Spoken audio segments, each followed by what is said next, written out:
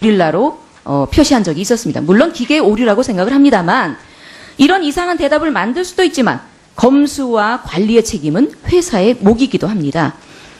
네이버 측이 책임을 회피하는 듯한 그 유감스러운 해명이 있었습니다. 자, 자료 보십시오. 네티즌들은 이렇게 공분하고 있습니다. 이렇게 큰 실수를 블로그에 네이버의 사과성이 참 대단하시네. 이런 게 사과문이라고 더 이상 네이버 이용 안 하겠다. 이런 그 공론이 광분하고 있습니다. 이후 네이버 측은 번역팀의 공식 사과를 통해서 네이버 본사가 직접 공식 사과문을 게재했다는 것을 주장하고 있습니다. 그래서 찾아봤습니다. 네이버 나열이라는 아주 자그마한 공간에 올라 있었습니다. 그러나 이 역시도 주체는 네이버의 대표이사는 아니었습니다. 해명글에 달린 댓글은 불과 6글자에 불과했지만 애초에 사람들에게 많이 노출되는 공간을 찾아 올렸다고 보기에는 진정성이 의심되는 대목입니다. 네이버 공식 사과문은 대표가 낸 것과 동일하다라는 궁색한 해명을 하기에 이릅니다. 해당 네이버 공식 블로그에는 김상현 대표께서 직접 본인의 이름으로 여러 가지 내용을 멘트한 글들이 몇 가지 있었습니다. 대표적인 것이 룸사롱 키워드에 대한 김상현 대표의 직접적인 해명 글이 게재됐습니다. 이 룸사롱이란 특정 검색어는 성인 인증을 해야만 검색어를 리서치할 수 있는 그런 그 논란이었습니다. 네이버는 이러한 그 룸사롱의 키워드 이슈가 위안부의 표기 오류보다도 더 중요한 중대 사안이었다라는 이것을 좀 판단해서 이런 오류를 범한 게 아닌가 하는 그런 생각이 듭니다. 그래서 결론적으로 본 의원은 이런 그 포털 사이트인 대한민국의 대표적인 인터넷 사이트 네이버가 한 해명에 대해서 참 진정성이 없다. 이런 판단을 합니다. 장광은의 생각은 어떠십니까? 제가 미처 확인을 못했는데요. 이건 굉장히 부적절한 부분인 것 같습니다. 강력한 여가부의 입장이 전달이 돼야 될 거고요. 대표이사의 아주 진정성 어린 그런 그 사과와 그 해명이 필요하다고 생각됩니다. 동의하십니까? 네, 저희가 별도 조치를 하도록 하겠습니다. 네, 이어서 하겠습니다. 장관님, 국정과제 중에 하나인 미래 여성 인재 10만 양성 사업 알고 계시죠? 네. 예. 현재까지 상황이 어떻게 진행되고 있죠? 지금 작년에 7만 9천 명 정도 등록이 됐었고요. 네. 올해 추가로 8만 명 이상 등재가 진행이 되고 있습니다. 그렇죠. 지금 네. 한 거의 10만 명의 네. 목표로 지금 진행하고 계시는 아주 고묘적인 판단 결과로 수치로는 볼 수 있습니다. 그런데 이런 그 10만에 이르는 데이터베이스를 갖고 구축된 이 인재를 과연 어떻게 활용을 할 것인가, 이렇게 제가 좀 한번 좀 살펴보았습니다. 그래서 여가부가 제출한 자료를 보면 DB를 활용해서 정부기관에 2만 1000여 명에 달하는 여성 인재를 추천한 것으로 나타나고 있습니다. 그렇죠? 네. 예. 그래서 근데 그럼 과연 이분들이 다 취업이 됐을까? 이렇게 이제 깊게 심도 있게 들여다보니 약간은 좀 실속이 좀 없어 보인다. 이런 본 의원이 평가를 하는데 이르게 됐습니다. 자, 장관님, 그 2만 1000여 명 중에서 대략 몇 분 정도가 취업에 도달됐는지. 죄송합니다만 의원님, 이 인재풀은 취업이라기보다는 네. 국가 인재 활용 측면에서 활용, 예, 네, 맞습니다. 그 예. 정부위원회 추천을 한다든가, 그리고 저희가 공공기관장에 맞습니다. 그거 알고 있어요. 제가 시간이 짧은 관계로. 예. 그래서 반드시 이게 다 실업률을 보충하는 취업까지는 아니더라 하더라도 목적이 취업은 아닙니다. 물론 압니다. 인재 네. 활용이라는 것은 어떤 페이머니를 받는 것도 있겠지만 필요한 그 소재에 쓸 수 있는 인력의 재창출 이런 부분이 되거든요. 그래서 2만 1000여 명 중에 여가부에서 추천한 인사는 3734명이었습니다. 그리고 국가인재 DB를 통해서 여성 부분만 차용해서 본 여가부의 실적은 아니라고 평가가 될 수 있습니다.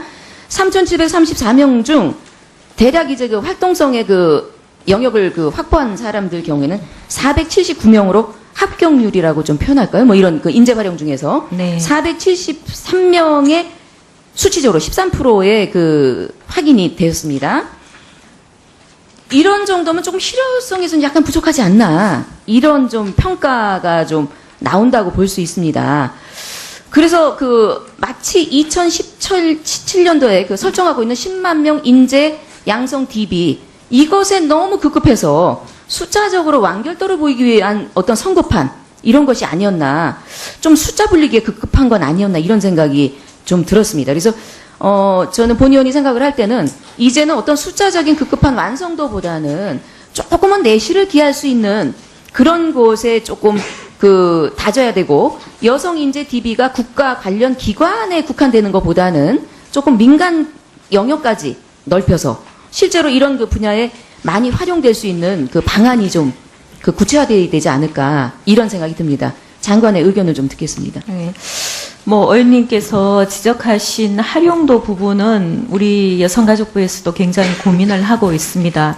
다만 이렇게라도 하지 않으면 여성 인재라는 부분이 축적될 수가 없고, 과거에서는 이런 정부위원회도 늘 하는 얘기가 적절한 여성 인재가 없어서 우리가 위원회 위촉을 못한다, 인재가 없기 때문에 못한다, 이런 답변들이 많았기 때문에. 그럼 장관님께서 거꾸로 따지십시오. 예, 그래서 인재를 이렇게 많이 올렸는데 네네. 왜 발탁을 하지 않는 거에 대한 분명한 이해와 해명을 반드시 장관님은 따지셔야 됩니다. 네, 그래서 예. 저희가 축적이 우선적으로 필요했었고, 이 부분은 앞으로도 더 필요하다고 보고 있습니다. 다만 국가인재 DB와 여성인재 DB가 지금 한 틀에 같이 있어서 우리 여성가족부 입장에서는 국가인재 DB로 등록된 분들을 별도로 저희가 관리할 수 있는 권한이 없습니다. 그 부분에 대해서 근한 이양 요청을 인사혁신처에다가 요청을 했고요.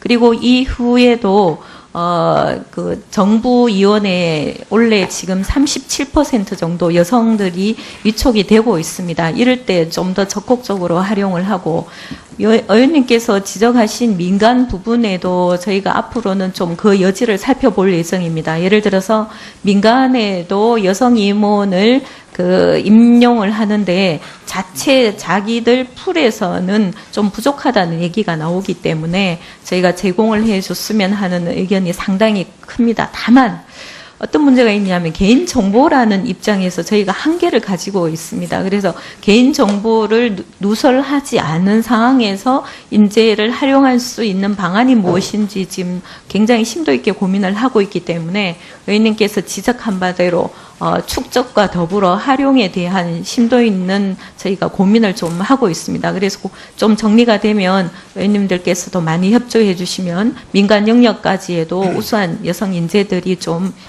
폭넓게 진출할 수 있다고 기대하고 있습니다. 네, 김순례 의원님 수고하셨습니다. 의원님들 오전 질의는 저희가 12시 30분까지 해서요. 이따가 송혜경 의원님까지 하게 되지 않을까 싶습니다. 참고하시기 바랍니다. 예, 다음으로 국민의당의 김삼아 의원님 질의해 주시기 바랍니다. 장관님, 이미 앞에서 여러 의원님들께서 지적을 하신 바가 있는데, 위안부 문제와 관련해서 128 합의 이후의 첫 국감입니다. 그와 관련해서 관련된 외교부 장관이라든가 동북아 국장이라든가 화해치유재단 이사장에 대해서 당연히 증인으로 불러서 사실관계를 물어야 되는데도 불구하고 하나도 증인으로 채택되지 않고 이렇게 국감이 진행되는 것에 대해서는 본 의원도 매우 안타깝고 또 유감이라는 말씀을 드립니다. 그와 관련해서 몇 가지 좀 질의를 하겠습니다. 장관님 개인 간에 계약을 하거나 합의를 할 때도 그 문구가 굉장히 중요하지 않습니까? 네. 네. 근데 하물며 나라 간에 어떤 합의를 한다 할 경우에는 그 문구 하나하나가 굉장히 중요한 의미를 갖는다는 것은 아마 장관님도 잘 아실 거라고 생각을 합니다. 그 부분과 관련해서 한번 질의를 하겠습니다. 넘겨봐 주시죠. 저 부분은 128 한일 외교장관 회담 할 때 저희가 조금 요약을 했습니다만 외교장관 회담 이후에 공동 기자회견문에서 발표한 내용입니다.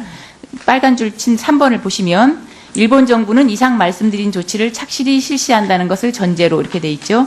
그리고 두 번째 한국 정부는 1번에 한국 정부는 일본 정부가 앞서 표명한 것을 실시한다는 것을 전제로 이런 내용입니다. 그리고 그 다음 넘겨봐 주세요. 그런데 그 이후에 공동 합의문을 보면은 다음 장 됐나요? 네. 다음 장. 아니 앞으로. 예. 그 합의문을 보면은 3번이 어떻게 돼 있습니까? 상기 이의 조치를 착실히 실시한다는 것을 전제로. 또 한국도 일본 정부가 상기 1회 2항에서 표명한 조치를 착실히 실시한다는 것을 전제로. 1회 2가 뭐죠? 2는 바로 위안부 재단을 설립하고 그 자금을 일본 정부가 거출한다는 것을 전제로 해서 이 합의를 앞으로 최종적 및 불가역적으로 될 것임을 확인한다는 내용입니다. 이 내용은 바로 일본 정부가 10억엔을 거출해서 한국에 지금 논란이 되고 있는 화해와 치유재단을 설립하는 것을 전제로 해서 위안부 문제가 끝났다. 이렇게 최종적이고 불가역적이다. 이렇게 동의를 우리 정부가 했다는 것밖에 안 되고요. 꼭 다음 장 넘겨주세요. 이거는 일본 외무성의 홈페이지입니다. 이와 관련된 그 홈페이지의 내용하고 똑같습니다. 홈페이지에는 그 3번에 어떻게 돼 있냐면 상기 이해 조치를 착실히 실시한다는 전제에서 하면서 똑같이 내용이 나와 있죠. 만약에 이게 그날 12월 28일 날 공동 기자회견문에서 밝힌 내용과 일본 외무성의 내용이 틀리다면 당연히 우리 외교부에서는 이 부분에 대해서 항의를 했어야 됩니다. 이거 수정을 해달라 하고 촉구를 했어야 되는데 전혀 이 부분에 대해서 어떠한 지금까지 수정 요구라든가 촉구가 없었던 겁니다. 그런데 지금 이 합의, 이거를 제가 지금 최근에 확인을 했습니다. 이 기자회견 발표 내용인데 실제로 기자회견은 이렇게 하지 않았고 표명사항은 그 두 번째 제가 말씀드렸던 공동 합의문 내용인데 이것은 어디에도 자료를 찾을 수가 없더라고요. 정부 내에 올라와 있는 자료에서는. 그런데 실제로는 이렇게 돼 있었던 겁니다. 공동 기자회견에서 발표한 것과 틀리게 결국에는 일본 외무성의 자료가 맞게 올라와 있는 거죠. 그 다음에 그 1월 19일에 금년 1월 19일에 이와 관련해서 그 외교부 대변인이 정례 브리핑을 할 때 기자가 질의를 합니다. 아마 이 자료는 없었던 것 같습니다. 기자도 보지를 못했는지 공동 기자회견에서 말한 내용과 일본 외무성의 홈페이지에 걸려있는 합의문 내용이 틀린다. 이건 굉장히 중요한 문제가 아니냐 하면서 질의를 하니까 그때 외교부 대변인이 뭐라고 답변을 하냐면 언론에 발표한 내용은 낭독상의 편의에 따라서 발표한 것이지 합의문 자체에 대해서는 양국 간 이견이 전혀 없다. 이렇게 답변을 합니다. 그러면 그때 일본 외교부 홈페이지에 올라와 있는 내용이 맞다. 그렇게 얘기를 했어야 되는데 그 부분에 대해서는 일체 언급을 지금까지도 하지 않고 있는 것으로 알고 있습니다. 그래서 지금 그 외교부 장관도 지난 9월 26일 외통위 국정감사에서 화해와 그 10억엔에 대해서 어떤 성격이 뭐냐 하는 그 의원님들의 질의에 대해서 그냥 얼버무리면서 정확한 해명을 하지 못했던 것 같고 또 김태현 이사장, 화해와 치유재단의 김태현 이사장도 10억엔에 대해서 배상금적 성격의 치유금이라는 상당히 애매한 그런 표현을 한 게 아닌가 그렇게 생각이 들고요. 이 부분에 대해서 나중에 장관님께서 함께 말씀을 해주시기 바랍니다. 그 기시다 외상이 합의문 발표 이후에 기자단 인터뷰에서 이런 말을 한 걸로 나옵니다.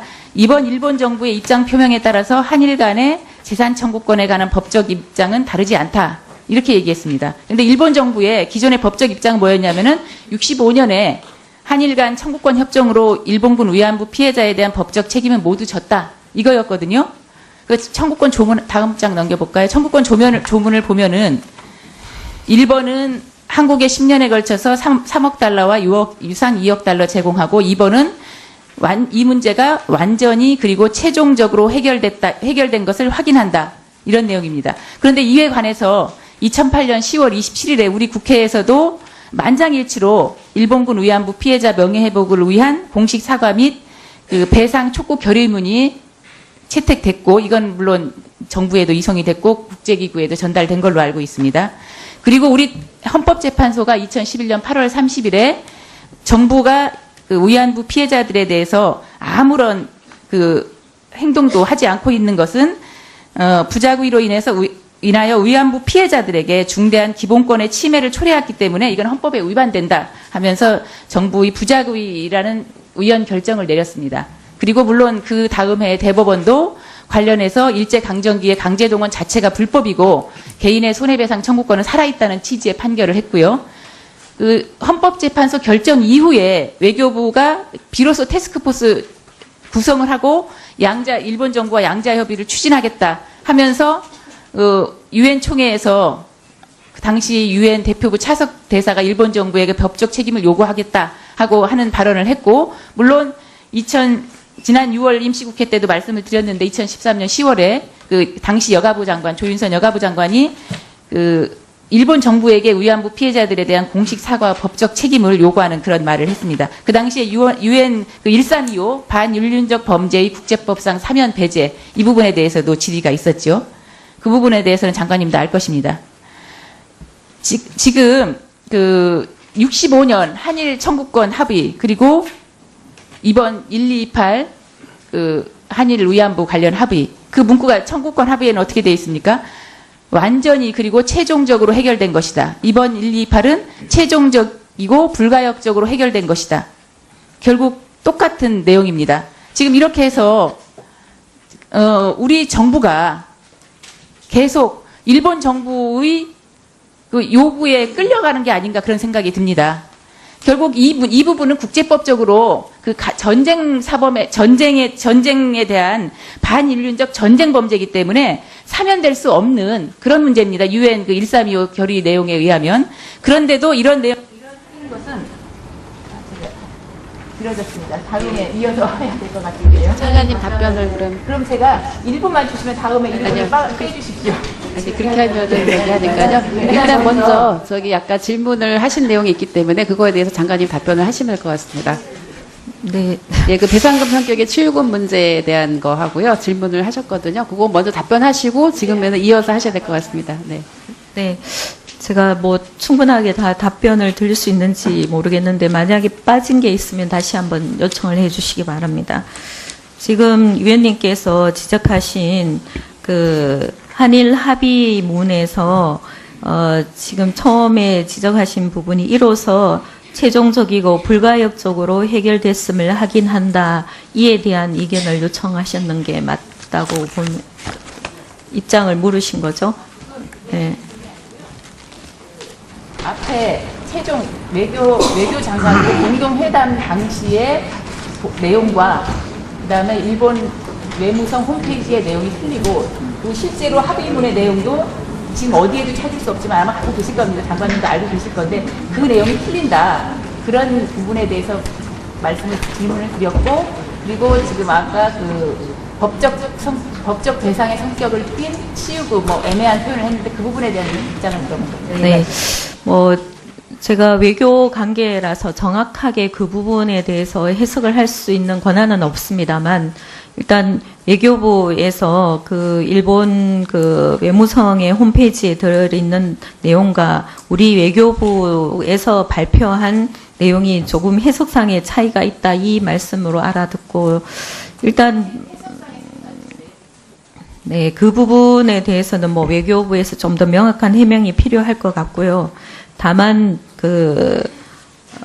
제가 외교 협상의 현장에 있지 않아서 정확한 해석을 하기는 어려운 부분이 있지만 이번 발표를 통해 문제가 최종적이고 불가역적으로 해결됐음을 확인한다. 이 부분에 대해서는 그동안 우리가 김학순 할머니 이후 25년간 지난한 협상을 통해 이루어 왔습니다. 그렇기 때문에 고노나 무라야마 다마 그리고 그 이후에 고노의 다마 개성 여러 가지 내용이 있었는데 우리 한국에서도 일본이 이런 사과에 대해서 계속 부족하다 계속 요청이 되었기 때문에 일본 측 입장에서 이로써 정부 차원에서는 최종적으로 합의를 한다 이런 의미였던 것 같고 제가 개인적으로 해석을 하면은요.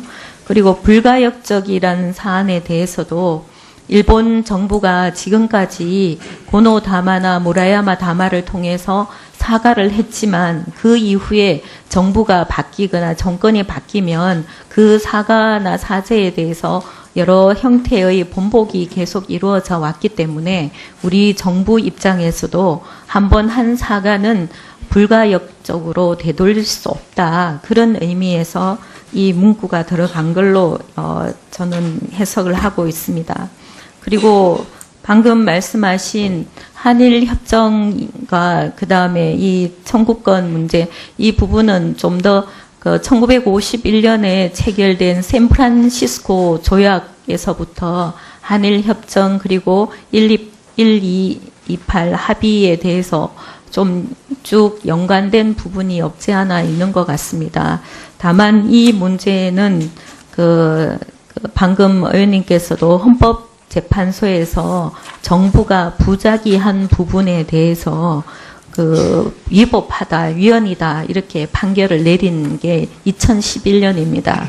그 2006년 7월 5일에 관련 단체가 이 부분에 대해서 정부가 그 더 이상 이 위안부 합의에 대해서 위안부에 대해서 문제 해결에 적극적으로 나서지 않은 부분에 대해서 헌법재판소에 위헌 요청을 했고 그 이후에 2011년에 그런 판결이 나온 겁니다. 그래서 그 판결 이후에 정부에서 지속적으로 이명박 정부에는 사사의 안이 거론이 되었었고 현 정부에서도 대통령 취임하시고 곧바로 양국의 국장급 회담을 통해서 수차례 논의가 되었습니다. 그 논의를 바탕으로 해서 128 합의가 저는 되었다고 생각합니다. 네, 김삼아 의원님 수고하셨습니다. 앞으로 좀 1분 1답 방식으로 진행을 해주시길 좀 부탁을 드리겠습니다. 다음으로 더불어민주당의 문명 의원님 질의해 주시기 바랍니다. 네, 문명입니다. 국민께 낮은 자세로 국회가 임하는 것은 당연하다고 생각합니다. 그러나 주무부처인 여성가족부도 그리고 화해치유재단도 그 운영과 관련된 자료 요구에 묵묵부답 시각 끌기, 자료 미제출 등 매우 불량한 태도를 보여왔습니다. 이를 책임지고 있는 장관의 국회에 대한 존중의 태도가 전혀 없음. 그것은 국민에 대한 무시라고 볼 수 있습니다. 정부의 예산, 국민의 혈세가 투입된 화해치유재단의 운영에 대해 국민을 대신하는 국회가 아무것도 할 수 없는 것입니까?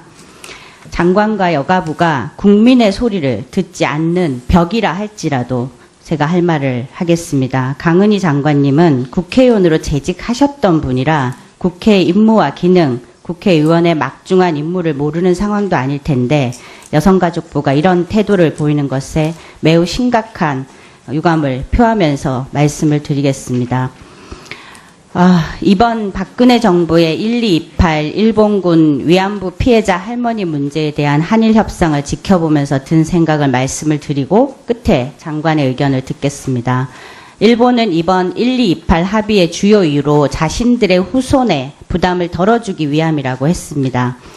저는 포스코가 지원한 돈으로 운영된 학교인 포스텍을 졸업했습니다. 포스코에는 우양우 정신이라는 것이 있습니다. 제철소를 건설하면서 고 박태준 이사장께서 이렇게 말했습니다. 포항종합제철은 조상의 피해 대가로 짓는 제철소이다. 실패하면 조상에게 죄를 짓는 것이다. 실패하면 우리 모두 우향우 해서 영일만 바다에 빠져 죽어야 한다. 라고 말하고 비장하게 제철소를 세우고 경영했습니다. 바로 저는 대일 청구권 50년 전 대일 청구권 자금으로 만든 돈으로 공부한 사람입니다. 그 사실을 알고 저는 민족과 역사에 평생 빚진 사람으로 살아온 듯합니다. 그래서 이번 박근혜 정부와 대한민국 정부 그리고 여성가족부 장관에게 한마디 하겠습니다.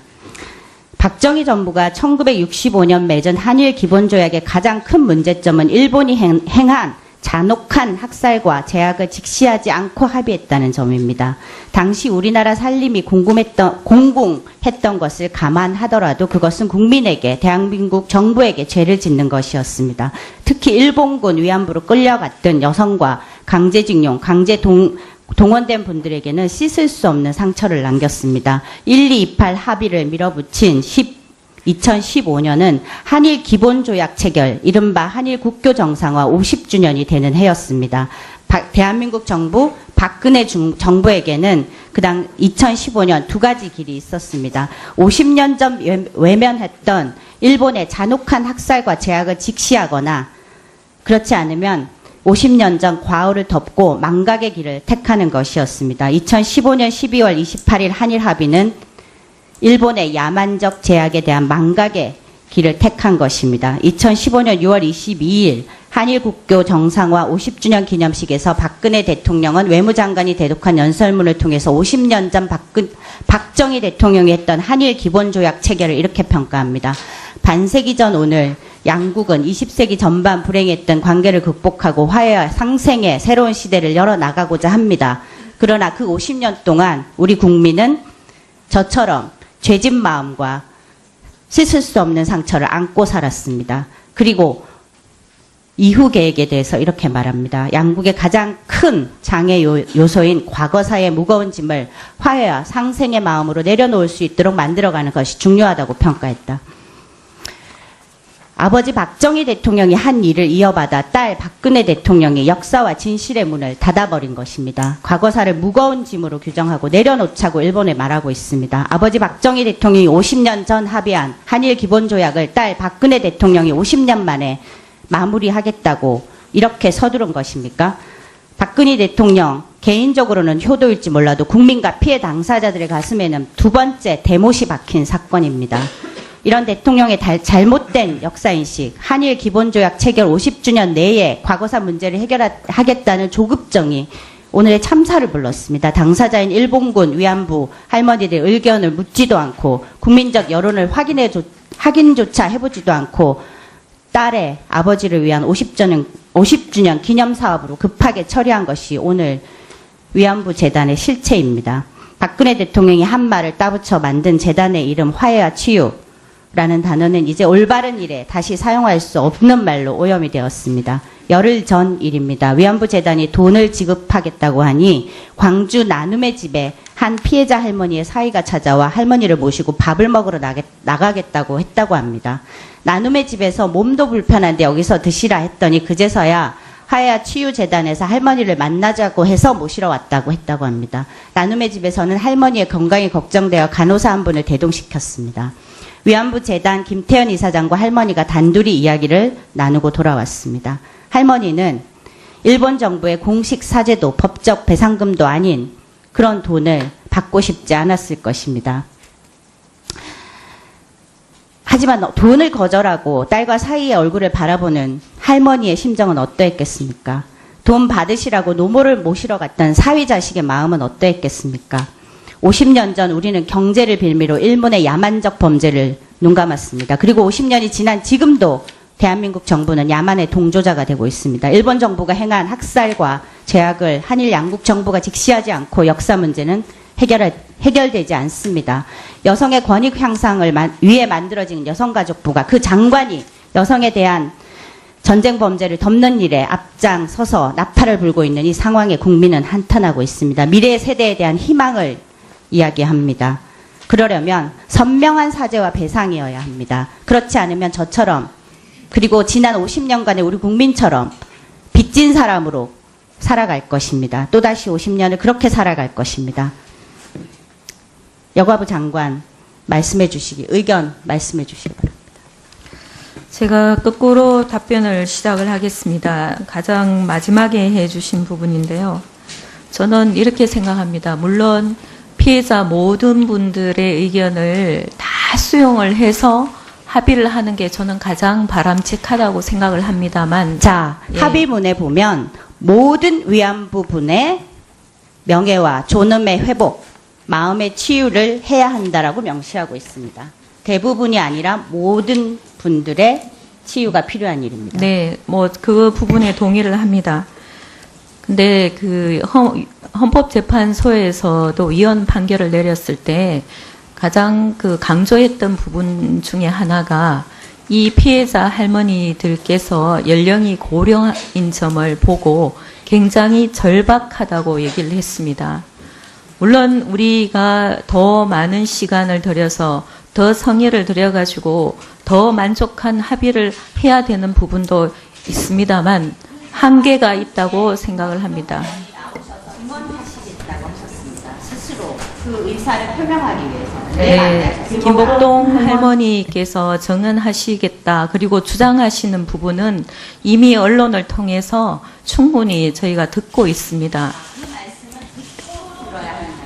네, 그렇지만 또 김복동 할머니 같이 그렇게 반대하시는 부분은 있지만 찬성하시는 분들의 의견도 저는 굉장히 중요하다고 생각을 합니다. 특히 이번에 29분이 신청을 하시면서 방금 위원님께서 말씀하신 것처럼 그 나눔의 29분에 대한 이야기는 다음 질의에 제가 구체적으로 다시 추가 질의 말씀드리겠습니다. 해주시기 네, 바랍니다. 그 예, 방금 잠깐- 말씀하신 분 중에 한 분이 나눔의 집에 있었고 그 사이를 따라서 우리 그 재단이 전화를 해서 모시고 왔다. 마치 이렇게 들으면 회유를 한 듯한 그러한 느낌이 드는데 이 부분은 정정이 필요하다고 생각을 합니다. 그리고 오셔서 본인 혼자 자유로운 상황에서 증언을 하셨고 그 부분은 녹취를 했습니다. 그리고 할머니께서 받고 싶지 않은데 마치 타의에 의해서 끌려 나온 듯한 그런 의미인데 실제는 전혀 아니라고 듣고 있습니다. 그리고 나눔이 집에서 그때 그 한일 합의에 의해서 반대했던 재판을 청구했는 부분도 자, 이후의 할머니께서 증언을 보면 정대협 윤미향 대표가 어제 인터뷰에서 말을 한 것이 있습니다. 정부가 접촉할 예. 때 피해자 할머니의 증언 중에 네, 네, 알겠습니다. 일본 정리해 정부가 주시죠. 배상했다라고 말했습니다. 네, 추가 질의 좀 해주시고요. 예, 저 장관님 일단 답변 다 제게 하셨으니까. 답변할 기회를 주시면 감사하겠습니다. 아니요, 그래서 답변하셨고요. 지금 예, 왜냐하면 그 아닙니다. 관련해서 저 위원장님 네. 그 답변이 지금 진행되는 도중에 질의를 다시 하셨기 때문에 이 부분은 말씀을 드려야 맞는 것 같습니다. 빨리 마무리해 주시기 바랍니다. 예, 할머니께서는 받고 싶지 않고 이런 상황이 전혀 아닙니다. 보시면 그 나눔의 집에서 할머니들의 도장을 일방적으로 그 도장을 달라고 할 때 취지와 다르게 재판을 신청한 그런 형태로 도장을 사용했고 그 다음에 할머니께서는 그 사실에 대해서 전혀 모르셨습니다. 그래서 이 합의에 대해서 할머니는 충분히 이해하시고 그 일본이 사과의 뜻으로 주는 사죄금을 받을 본인의 충분하고 정상적인 상황에서 의지를 표현하는 건데 이로 인해서 이분이 다른 압박이나 이런 부분이 받아서는 저는 절대로 안 된다고 생각을 합니다. 예, 지금 저기 장관님 지금 이런 문제가 생기는 거가요. 계속 그 관련한 자료에 대한 요청에서 자료가 오지 않았기 때문에 이런 사실은 소모성 질의가 왔다 갔다 한다 생각이 듭니다. 그래서 아까 점심시간에 그 여야 간사들이 좀 논의를 해서 필요한 어떤 자료, 필요한 증인 부분에 대해서 협의를 저희가 할 거니까 예, 이 질문은 이 정도로 마무리를 하도록 하겠습니다. 문명 의원님 수고하셨습니다. 다음으로 새누리당의 박인숙 의원님 질의해 주시기 바랍니다. 네, 새누리당 송파가 박인숙 의원입니다. 저는 좀 주제를 바꿔서 그 성매매법에 대해서 말씀드리겠습니다. 그 2004년에 만들어졌죠. 근데 그 법을 보면은 이제 법무부 법에 성매매 알선 및 행위의 처벌에 대한 법률과 여가부 법은 성매매 방지 및 피해자 보호. 그러니까 목적이 방지 예방의 성매매를 하지 말고 성매매를 한 사람을 보호하고 그러니까 성을 판 사람, 행위한 사람을 보호하고 피해 회복, 자립, 재활이죠. 지원하는 것을 목적으로 한다. 근데 보면은 지금 처벌만 하고 이 사람들에 대한 피해자들에 대한 보호, 여기에 대한 거는 조금 미흡한 것처럼 보여요. 예. 보면은, 이게 옛날에 2000년도에, 그러니까 화재로 사망했죠. 네. 저희 오래전이지만 그때 너무나 저도 가슴이 아파서 기억이 나거든요. 찾아보니까 그게 네. 2002년에 군산에서 14명이 한꺼번에 사망했죠. 그러고 그 전에도 또 있더라고요. 2000년에도 5명이 또 군산이에요. 왜 그런지. 그렇게 사망을 했고, 그 다음에 또 이것도 제가 국회 오기 전에 전혀 정치에 관심 없어요. 이 기사를 보고 굉장히 가슴이 아픈 게 포항에서 연달아 자살을 했죠. 전부 성매매 하는 여성들이 다 줄줄이 몇 명이 한꺼번에 하고 그 다음에 1년에 걸쳐서 13명이 연쇄 자살을 했어요. 무슨 이유가 간에 포항이었거든요. 그러면서 그 기사를 보니까 그때 그 사건 때문에 101명이 형사 입건됐어요.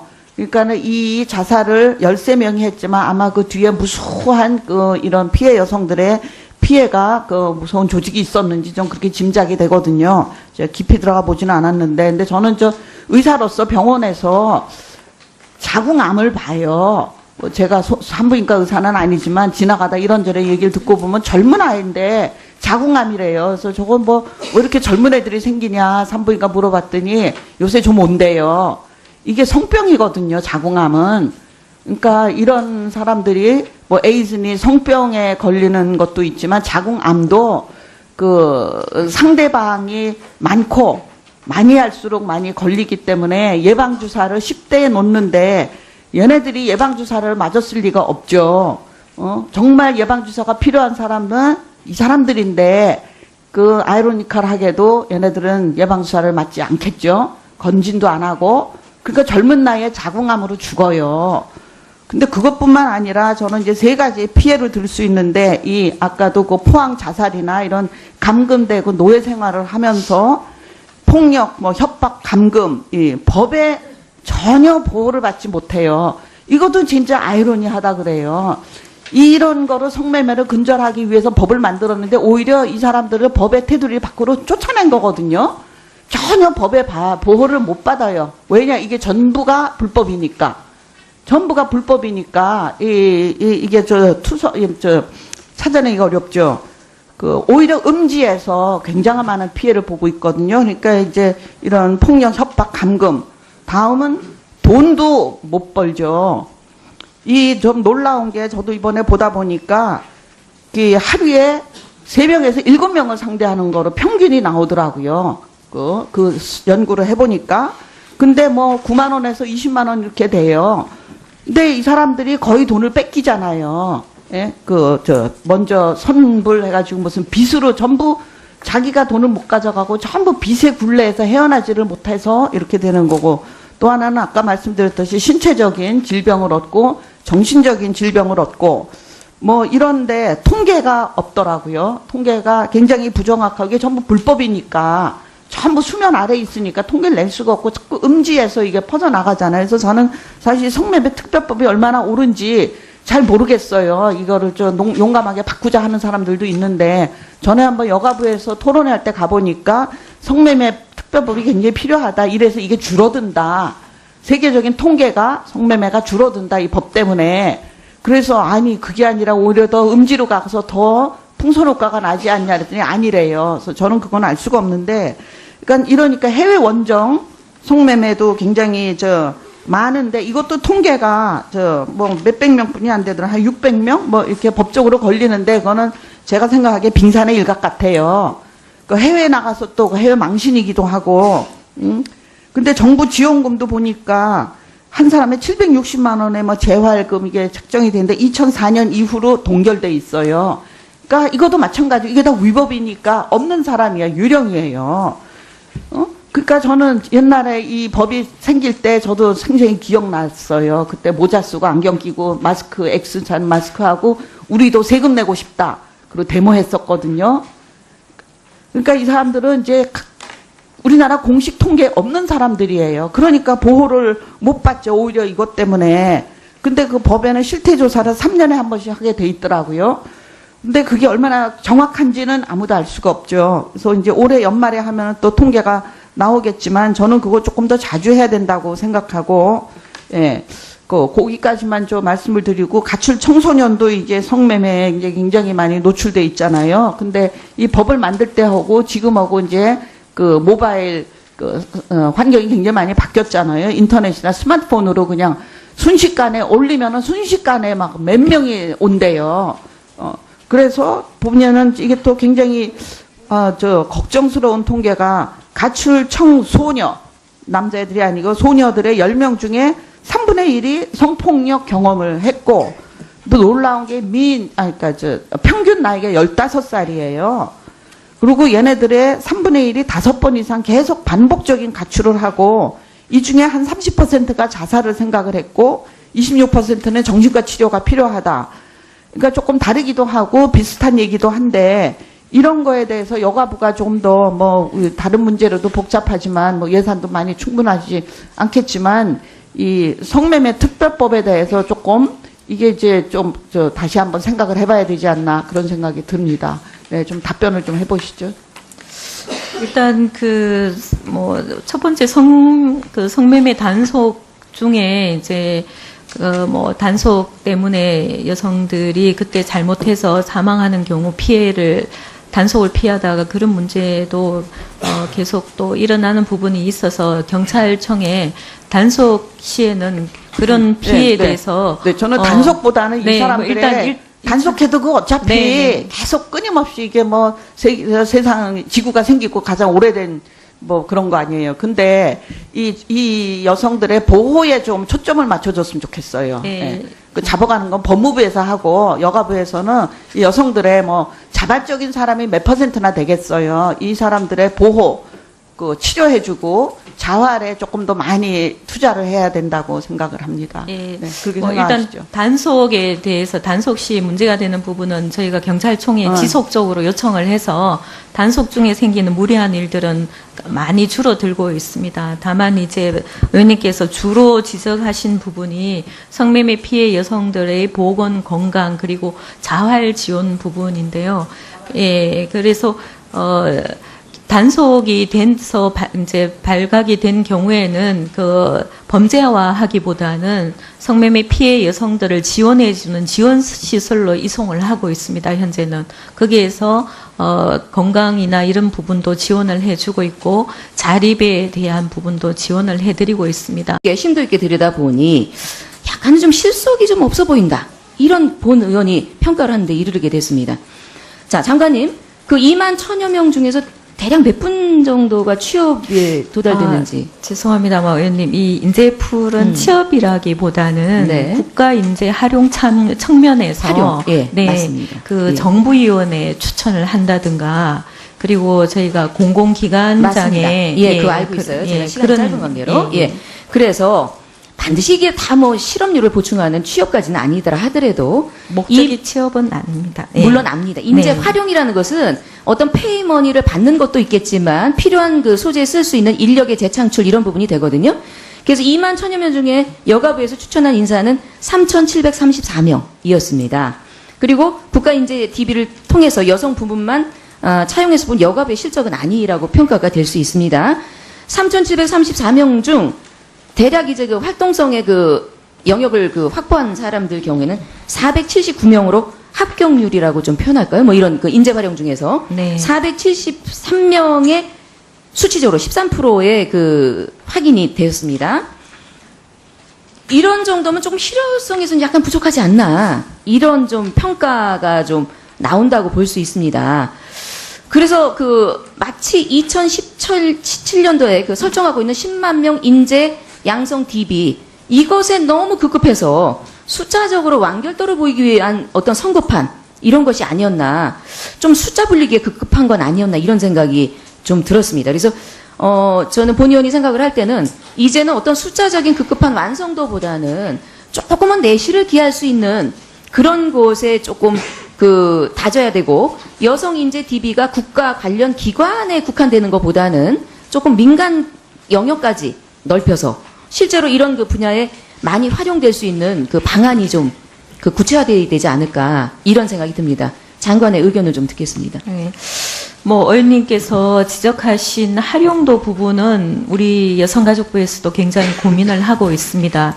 다만 이렇게라도 하지 않으면 여성 인재라는 부분이 축적될 수가 없고 과거에서는 이런 정부위원회도 늘 하는 얘기가 적절한 여성 인재가 없어서 우리가 위원회 위촉을 못한다. 인재가 없기 때문에 못한다. 이런 답변들이 많았기 때문에 그럼 장관님께서 거꾸로 따지십시오. 예, 그래서 인재를 이렇게 많이 올렸는데 네네. 왜 발탁을 하지 않는 거에 대한 분명한 이해와 해명을 반드시 장관님은 따지셔야 됩니다. 네, 그래서 예. 저희가 축적이 우선적으로 필요했었고 이 부분은 앞으로도 더 필요하다고 보고 있습니다. 다만 국가인재 DB와 여성인재 DB가 지금 한 틀에 같이 있어서 우리 여성가족부 입장에서는 국가인재 DB로 등록된 분들을 별도로 저희가 관리할 수 있는 권한이 없습니다. 그 부분에 대해서 근한 이양 요청을 인사혁신처에다가 요청을 했고요. 그리고 이후에도 그 정부위원회 원래 지금 사안이었다라는 것을 이것을 좀 판단해서 이런 오류를 범한 게 아닌가 하는 그런 생각이 듭니다. 그래서 결론적으로 본 의원은 이런 그 포털 사이트인 대한민국의 대표적인 인터넷 사이트 네이버가 한 해명에 대해서 참 진정성이 없다. 이런 판단을 합니다. 장광현의 생각은 어떠십니까? 제가 미처 확인을 못했는데요. 이건 굉장히 부적절한 부분인 것 같습니다. 강력한 여가부의 입장이 전달이 돼야 될 거고요. 대표이사의 아주 진정성 어린 그런 그 사과와 그 해명이 필요하다고 생각됩니다. 동의하십니까? 네, 저희가 별도 조치를 하도록 네. 하겠습니다. 이어서 하겠습니다. 장관님, 국정과제 중에 하나인 미래 여성 인재 10만 양성 사업 알고 계시죠? 네. 예. 현재까지 상황이 어떻게 진행되고 있죠? 지금 작년에 7만 9천 명 정도 등록이 됐었고요. 네. 올해 추가로 8만 명 이상 등재가 진행이 되고 있습니다. 그렇죠. 지금 네. 한 예. 거의 10만 명의 네. 목표로 지금 진행하고 계시는 아주 고묘적인 판단 결과로 수치로는 볼 수 있습니다. 그런데 이런 그 10만에 이르는 데이터베이스를 갖고 구축된 이 인재를 과연 어떻게 활용을 할 것인가, 이렇게 제가 좀 한번 좀 살펴보았습니다. 그래서 여가부가 제출한 자료를 보면 DB를 활용해서 정부기관에 2만 1,000여 명에 달하는 여성 인재를 추천한 것으로 나타나고 있습니다. 그렇죠? 네. 예. 그래서 근데 그럼 과연 이분들이 다 취업이 됐을까? 이렇게 이제 37% 정도 여성들이 위촉이 되고 있습니다. 이럴 때 좀 더 적극적으로 활용을 하고, 의원님께서 지적하신 민간 부분에도 저희가 앞으로는 좀 그 여지를 살펴볼 예정입니다. 예를 들어서 민간에도 여성 임원을 임용을 하는데 자기들 풀에서는 좀 부족하다는 얘기가 나오기 때문에 저희가 제공을 해줬으면 하는 의견이 상당히 큽니다. 다만 어떤 문제가 있냐면 개인정보라는 입장에서 저희가 한계를 가지고 있습니다. 그래서 개인정보를 누설하지 않은 상황에서 인재를 활용할 수 있는 방안이 무엇인지 지금 굉장히 심도 있게 고민을 하고 있기 때문에 의원님께서 지적한 바대로 축적과 더불어 활용에 대한 심도 있는 저희가 고민을 좀 하고 있습니다. 그래서 좀 정리가 되면 의원님들께서도 많이 협조해 주시면 민간 영역까지에도 우수한 여성 인재들이 좀 폭넓게 진출할 수 있다고 기대하고 있습니다. 네, 김슬래 의원님 수고하셨습니다. 의원님들 오전 질의는 저희가 12시 30분까지 해서요. 이따가 송혜경 의원님까지 하게 되지 않을까 싶습니다. 참고하시기 바랍니다. 예, 다음으로 국민의당의 김삼아 의원님 질의해 주시기 바랍니다. 장관님, 이미 앞에서 여러 의원님들께서 지적을 하신 바가 있는데 위안부 문제와 관련해서 128 합의 이후의 첫 국감입니다. 그와 관련해서 관련된 외교부 장관이라든가 동북아국장이라든가 화해치유재단 이사장에 대해서 당연히 증인으로 불러서 사실관계를 릴라로 표시한 적이 있었습니다. 물론 기계의 오류라고 생각을 합니다만, 이런 이상한 대답을 만들 수도 있지만 검수와 관리의 책임은 회사의 몫이기도 합니다. 네이버 측이 책임을 회피하는 듯한 그 유감스러운 해명이 있었습니다. 자, 자료 보십시오. 네티즌들은 이렇게 공분하고 있습니다. 이렇게 큰 실수를 블로그에, 네이버의 사과성이 참 대단하시네. 이런 게 사과문이라고 더 이상 네이버 이용 안 하겠다. 이런 그 공론이 광분하고 있습니다. 이후 네이버 측은 번역팀의 공식 사과를 통해서 네이버 본사가 직접 공식 사과문을 게재했다는 것을 주장하고 있습니다. 그래서 찾아봤습니다. 네이버 나열이라는 아주 자그마한 공간에 올라 있었습니다. 그러나 이 역시도 주체는 네이버의 대표이사는 아니었습니다. 해명글에 달린 댓글은 불과 6글자에 불과했지만 애초에 사람들에게 많이 노출되는 공간을 찾아 올렸다고 보기에는 진정성이 의심되는 대목입니다. 네이버 공식 사과문은 대표가 낸 것과 동일하다라는 궁색한 해명을 하기에 이릅니다. 해당 네이버 공식 블로그에는 김상현 대표께서 직접 본인의 이름으로 여러 가지 내용을 멘트한 글들이 몇 가지 있었습니다. 대표적인 것이 룸사롱 키워드에 대한 김상현 대표의 직접적인 해명 글이 게재됐습니다. 이 룸사롱이란 특정 검색어는 성인 인증을 해야만 검색어를 리서치할 수 있는 그런 논란이었습니다. 네이버는 이러한 룸사롱의 키워드 이슈가 위안부의 표기 오류보다도 더 중요한 중대